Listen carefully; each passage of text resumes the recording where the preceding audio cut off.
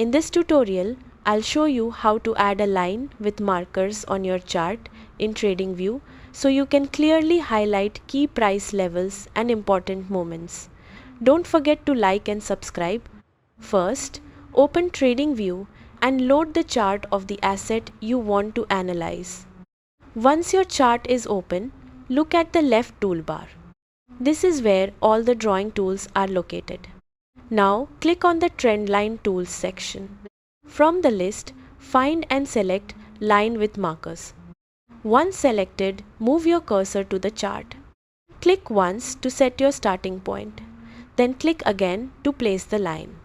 You'll now see a line drawn with markers at key points. These markers help you highlight important areas like entries, exits, support, or resistance. If you want to customize it, right-click on the line and open Settings. Here, you can change the marker, style, color, and size to match your chart setup. This tool is especially useful when you want to visually explain price movements or mark multiple key points on a single line. That's it. You can now use line with markers to make your charts cleaner and more informative. Subscribe for more TradingView tips and tutorials.